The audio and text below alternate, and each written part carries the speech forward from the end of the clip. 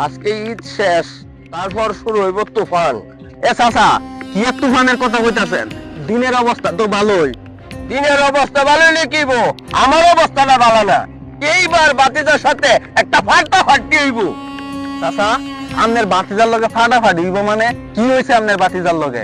বাতিজার লগে যে কি হইব এই কথাটা তোর লগে হন কন যাইতো না, তবে বাতিজার লগে যে ফাটাফাটি হইব এইটাই কিন্তু ঠিক। চাচা, আমনে যে রাগ হয়ে লইছেন আল্লাহ জানে বাড়িতে গেলে কি হয়। আর একটা কথা, আমনের বাড়ির রাস্তা হয়েছে সেদিক দিয়া, আমনে এত দুনিয়া ঘুরে বাড়িতে যাইতাছেন, ব্যাপারটা কি? এই দিক দিয়ে গেলে বাতিজার সীমানার মধ্যে ফাড়া দেওয়ার লাগবো। এর সীমানার মধ্যে আমি ফাড়া দিতাম না, এই কারণে আমি ঘুরে যাইতাছি। তোর আর কোন কথা আছে? না কাটলে তুমি যা। আচ্ছা, আমি যাইতাছি। তবে চাচা একটা কথা কই, এই বাতিজার লগে এইরকম করুন না যে নিজেরা নিজেরা ঝগড়া করলে কি লাভ হইব? আমার জ্ঞান ইহা মাতবর ঈদ অন শেষ হয়েছে, অন কিন্তু বাতিজা একটু লড়তারে। এর লাগে আগের থেকে আমি একটু রেডিমেডি হয়েছি। এই যে আমি তো সবাই নিয়ে খরচ করানো লাগে।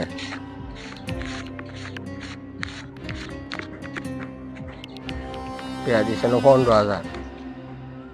আমার কোনোভাবেই যেন আমি ফেল না করি, ঠিক আছে? বাতে জাহিরে আমার সম্পত্তি না দিব, দেখতে দিতাম না।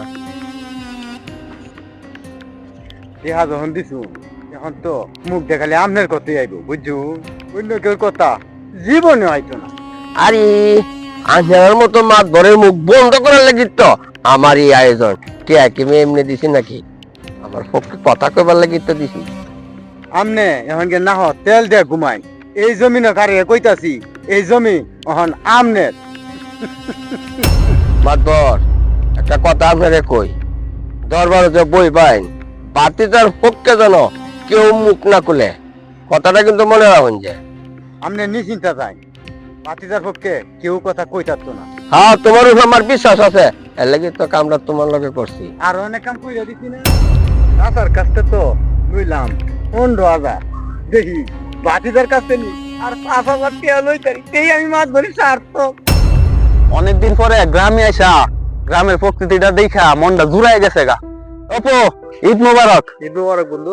অপু, তোর চাচারে দেখলাম সেটতে রইছে, ব্যাপার কি? তোর চাচার লগে তোর কিছু হইছে নাকি? আরে কইস না, চাচার লগে তো আমরা একটু ঝামেলা চলতেছে, বুঝছো?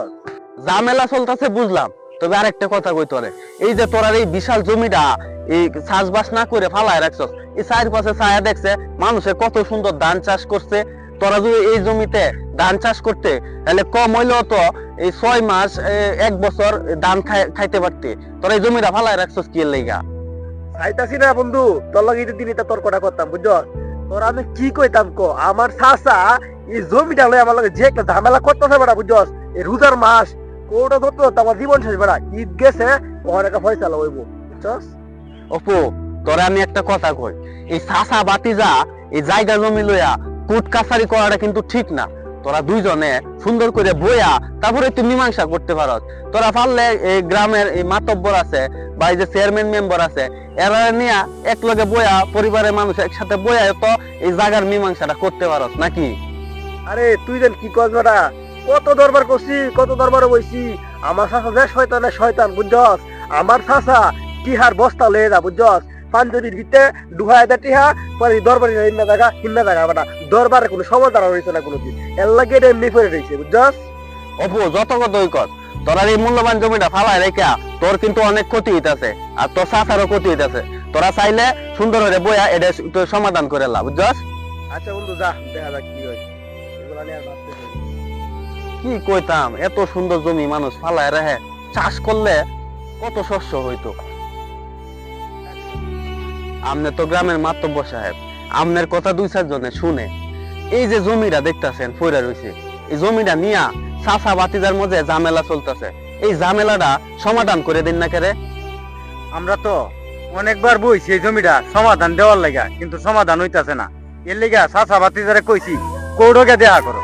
আচ্ছা চাচা, আমনে যে আপন চাচা বাতিজারে কোর্টে যাওয়ার লাগে কইছেন, মামলা করার জন্য বলছেন, এই কাজটা কি আপনি ঠিক করছেন? ঠিক বে ঠিক, আমারে তুই কি বুঝাইবি? আমি এই গ্রামে 20 বছর ধরে মাছ ধরি করতেছি, তুই কি আমার হিগাইবে কিছু? আমার তোতে শিক্ষা লোন লাগবে। ঠিক আছে, আপনি 20 বছর ধরে এই গ্রামের মধ্যে দরবার করে বেড়াইতেছেন, তবে আমি যতটুকু জানি আপনি যে দরবার গুলা করছেন একটা দরবারেরও সমাধান হয়েছে না, ঝামেলা শুধু বাড়ছেই বাড়ছে। তুই ঠিক বেঠিকের কি বুঝস? কি সমাধান? চুপ থাক তুই।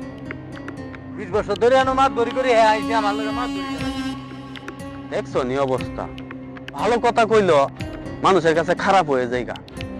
কবে যে মানুষ ভালো হইব, মানুষ ঝামেলা বাড়াইতে পারে কিন্তু কমাইতে পারে না।